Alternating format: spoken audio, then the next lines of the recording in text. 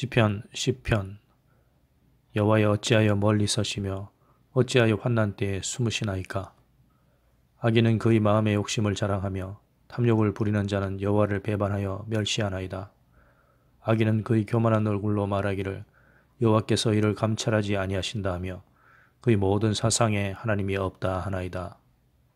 그가 마을 구석진 곳에 앉으며 은밀한 곳에서 무죄한 자를 죽이며 그의 눈은 가련한 자를 엿보나이다.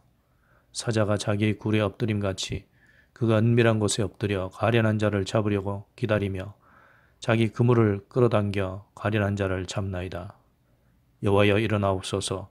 하나님이여 손을 드옵소서. 가난한 자들을 잊지 마옵소서. 주께서는 보셨나이다. 주는 재앙과 원한을 감찰하시고 주의 손으로 갚으려 하시오니 외로운 자가 주를 의지하나이다. 주는 벌써부터 고아를 도우시는 이시니이다. 여호와는 영원 무궁하도록 왕이시니 이방 나라들이 주의 땅에서 멸망하였나이다. 여호와여 주는 겸손한 자의 소원을 들으셨사오니 그들의 마음을 준비하시며 귀를 기울여 들으시고 고아와 압제당하는 자를 위하여 심판하사 세상에 속한 자가 다시는 위협하지 못하게 하시리이다. 안녕하십니까. 성경으로 시작하는 하루 김 목사입니다.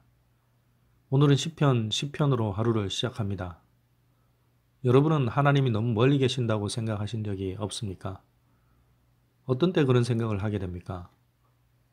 우리 사회에서 종종 일어나는 안타까운 사건, 사고들을 보면서 그런 생각을 할 때가 있습니다. 물론 우리에게 직접 무슨 일이 닥칠 때면 더 그렇겠죠. 예상치 못한 어려움을 겪는다든지 그런 문제가 빨리 해결되지 않을 때 하나님에 대한 생각도 비관적으로 변하게 됩니다. 특히 우리가 나름 신앙생활을 잘하고 있다고 생각하는데도 공경에 빠진다면 그럴 가능성이 더 높아집니다. 칭찬받고 상 받기를 바랐는데 기대와 다른 일이 일어났기 때문입니다.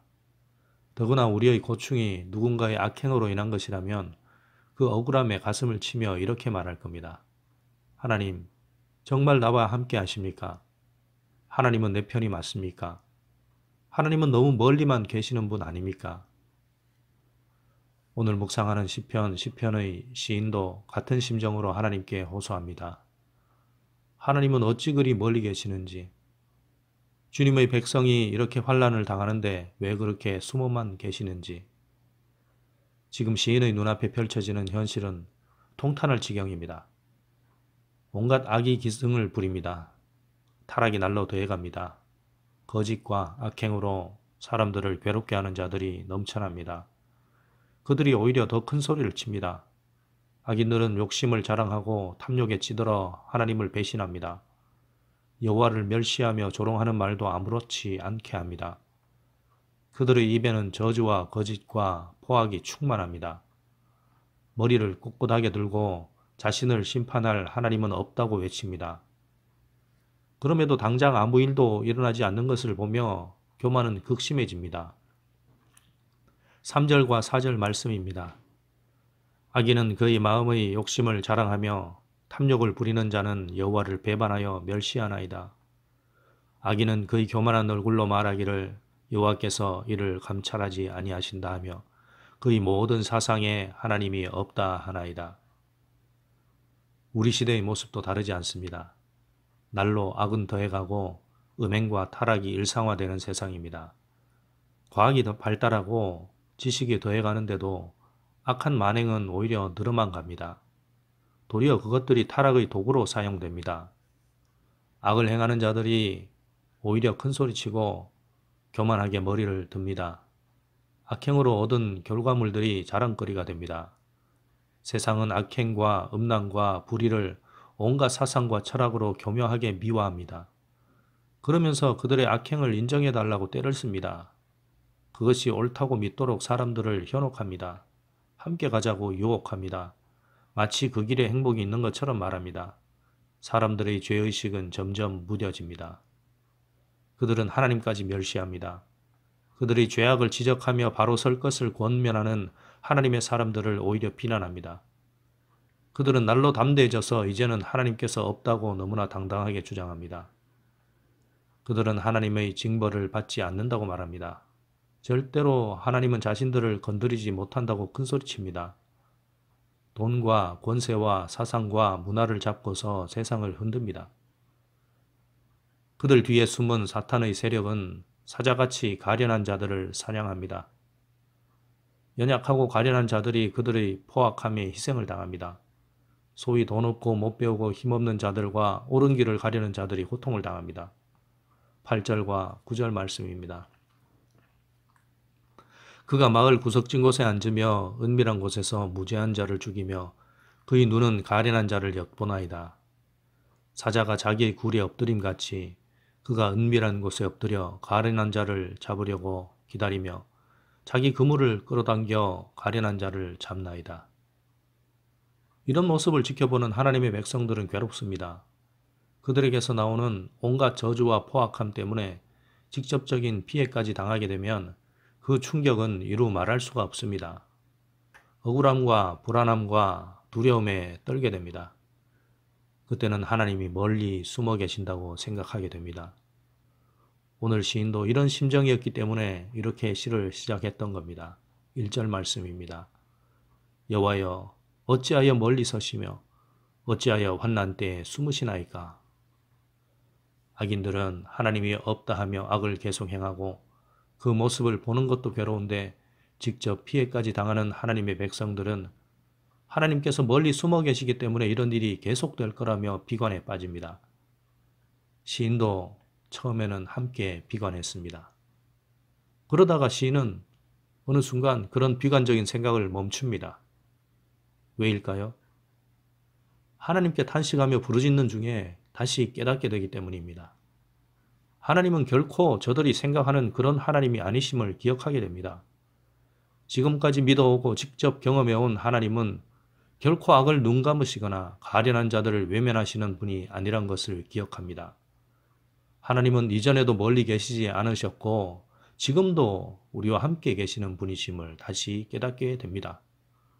눈에 보이는 악인들 모습에 절망하고 비관에 빠진 사람들의 생각에 우리를 같이 끌어들이려고 하는 것은 바로 사탄의 술수였음을 깨닫게 됩니다.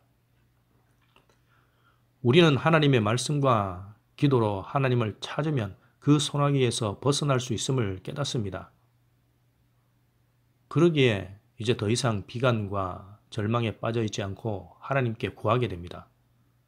하나님께서 일어나 주님의 일을 행하실 것을 적극적으로 간구하게 됩니다. 12절과 14절입니다. 여호와여 일어나옵소서. 하나님이여 손을 드옵소서. 가난한 자들을 잊지 마옵소서. 주께서는 보셨나이다. 주는 재앙과 원한을 감찰하시고 주의 손으로 갚으려 하시오니 외로운 자가 주를 의지하나이다. 주는 벌써부터 고아를 도우시는 이시니이다. 곧바로 이어서 하나님은 여전히 영원한 왕으로서 세상을 통치하신다는 믿음을 고백합니다. 하나님은 모든 것을 감찰하시며 반드시 악을 심판하시고 겸손한 자의 간구를 들으신다는 믿음을 고백합니다. 선조들의 때에도 하나님은 그렇게 하셨음을 알기에 지금도 하나님께서 공의의 심판을 하실 것을 믿고 간구합니다. 16절부터 마지막 19절까지의 말씀입니다. 여호와께서는 영원 무궁하도록 왕이시니 이방 나라들이 주의 땅에서 멸망하였나이다. 여호와여 주는 겸손한 자의 소원을 들으셨사오니 그들의 마음을 준비하시며 귀를 기울여 들으시고 고아와 압제당하는 자를 위하여 심판하사 세상에 속한 자가 다시는 위협당하지 못하게 하시리이다. 우리도 마찬가지입니다. 악인들이 더 큰 소리치는 세상, 착하고 힘없는 사람들이 고통을 당하고 피해를 입는 세상 속에서 괴로워합니다. 하나님의 자녀답게 믿음으로 살기 어렵다고 탄식합니다. 믿음의 길을 가다가도 고충을 당하고 악인들에게 속임도 당하며 여러 모양으로 해를 당할 때도 있습니다. 교회와 그리스도인들이 괜한 비방과 모함을 당할 때도 있습니다. 그때의 심정은 비통하기 그지 없습니다. 하나님은 정말 악인들의 말대로 세상에 아무 상관을 하지 않으시는 것인가? 하나님은 현실과 너무 멀리 떨어져 계신 것이 아닌가? 이런 생각도 하게 됩니다. 그럴수록 오늘 말씀을 되새겨야 합니다. 오늘 시인이 하나님 앞에서 탄식하다가 다시 깨달은 것 같이 우리도 기억하며 깨달아야 합니다. 하나님은 반드시 악을 심판하시며 주님을 찾는 이들을 돌보시는 분이심을 기억해야 합니다. 그러므로 하나님을 믿는 자들은 어떤 고난 가운데서도 소망을 잃지 말아야 합니다. 절망하며 탄식할 시간에 하나님의 말씀을 믿고 부르짖어야 합니다. 하나님은 당신을 믿고 사랑하는 자들에게는 모든 것을 합력해서 선을 이루어 주시는 분이심을 믿고 간구해야 합니다. 하나님은 멀리 계시지 않습니다. 우리가 있는 모든 곳에 함께 계시며 감찰하십니다. 악인의 날은 잠시입니다. 인류 역사를 보아도 어떤 악인도 영원히 그것을 누린 자는 없습니다. 하나님께서 멀리 계셔서 그들을 가만두시는 것이 아닙니다. 악인들도 죄를 회개하고 돌아오기를 기다리시며 참으시는 것입니다. 그러나 끝까지 돌아오지 않는 자들은 끝날에 반드시 심판을 받습니다. 주님은 선한 자들, 가난한 자들, 연약한 자들이 고통당할 때에도 그곳에 함께 계십니다. 고통당하는 현장에 십자가를 지신 예수님께서 함께 고통의 멍에를 지고 계십니다. 먼저 십자가에서 그 모든 고난을 당하셨기 때문에 우리를 몸소 다 아시면서 도와주고 계십니다. 주님은 결코 멀리 계신 것이 아닙니다. 언제나 지금 이 자리에 나와 함께 계십니다. 이 사실을 깨닫는 자는 죄를 회개하며 선하신 주님의 길을 따를 것입니다. 주님께 모든 것을 내려놓고 기도할 것입니다. 주님께서 내 기도를 들으시는 것을 믿기 때문에 고통의 현장에서도 주님을 의지하며 승리를 노래할 것입니다. 이제 오늘 하루를 시작하면서 어떤 길을 가시겠습니까? 눈앞의 것만 보며 주저앉아 하나님은 멀리 계시며 숨어 계신다고 비관하는 길을 가시겠습니까? 아니면 지금 이 자리에 나와 함께 계신 주님을 믿고 기도하면서 모든 것을 극복해가는 길을 가시겠습니까? 오늘도 우리와 함께 계시는 주님의 손을 잡고 길을 나서는 복된 날이 되기를 소망합니다.